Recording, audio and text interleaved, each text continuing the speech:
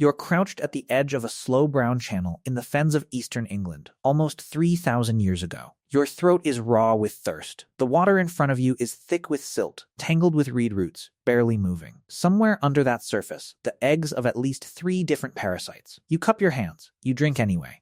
Right now, a tap gives you water that's filtered and tested before it ever touches your glass. That convenience is new. So how did ancient humans survive drinking water like that, generation after generation, without being wiped out? That scene isn't invented. In 2019, archaeologist Dr. Piers Mitchell and his team at the University of Cambridge examined ancient human waste preserved in the mud at Must Farm, a Bronze Age settlement built on stilts over a slow-moving channel near what's now Peterborough. They found something new: eggs from fish tapeworm, a parasite called echinostoma, and the giant kidney worm, the earliest evidence of all 3 ever recorded in Britain.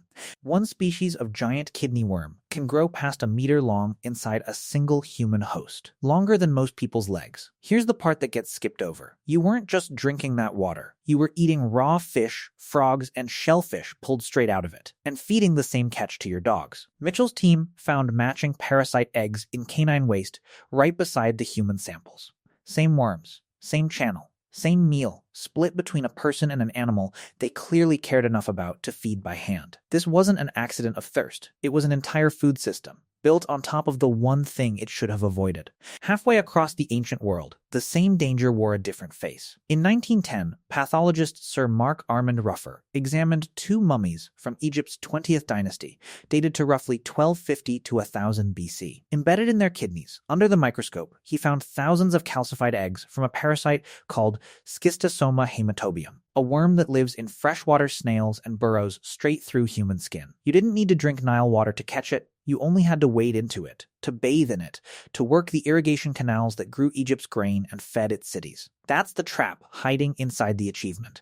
The same canal system that helped build one of the ancient world's great civilizations was quietly breeding the parasite, attacking the people who dug it. This isn't ancient history in the strictest sense, either. The World Health Organization estimates that in 2021 alone, more than 251 million people worldwide still needed preventive treatment for the exact disease Ruffer found calcified in a 3.0-year-old kidney. So, if the danger was everywhere, did anyone actually see it coming? Everyone assumes ancient people just lived with this and hoped for the best. One Bronze Age city didn't. In 1989, architectural historian Michael Jansen published his survey of Mohenjo-Daro, a city built around 2500 BC in what's now Pakistan. He documented more than 700 separate wells across the settlement, feeding a network of covered brick drains that carried waste away from the drinking supply. Private bathrooms, underground sewers, a public bathing pool sealed watertight with bitumen, a system built almost 1,000 years before the mummies Ruffer studied and nearly 2,000 years before Rome's famous aqueducts. The people of Mohenjo-Daro weren't guessing.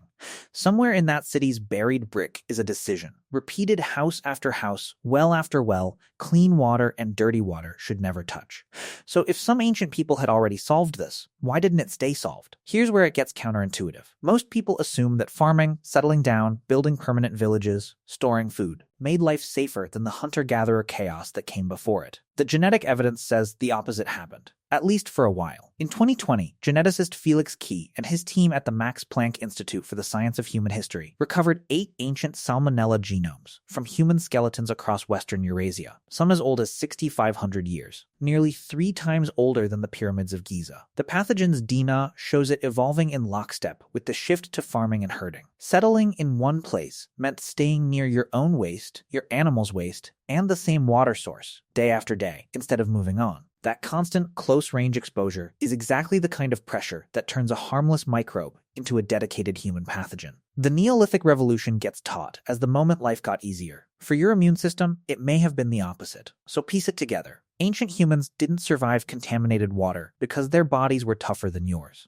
Plenty of them didn't survive it at all, quietly, without a name for what was killing them. They survived, as a species, because of everything built around the water, which sources to avoid, which parasites came from which animal, which wells to dig, and which channels to leave alone. Knowledge passed down mattered more than any single immune system, and it still does. The World Health Organization estimates that unsafe water, sanitation, and hygiene still contribute to roughly 1 million deaths a year, even now, with treatment plants and pipes and chlorine that Bronze Age Britain never had. The threat didn't disappear. It just got harder to see. Go back to that channel in the fens, almost 3,000 years ago. You're still crouched at the edge of it, hands cupped, throat raw. Somewhere downstream, someone in your village is coughing up a parasite they'll never have a name for. Somewhere else, a person half a world away is wading into a canal that will quietly kill them a decade from now. And somewhere else again, in a city of 700 wells, someone is deciding, brick by brick, that this doesn't have to be how it goes. You turn on a tap today, and none of that crosses your mind. It doesn't have to. That's not because the danger disappeared. It's because, for thousands of years, someone kept paying attention so you wouldn't have to.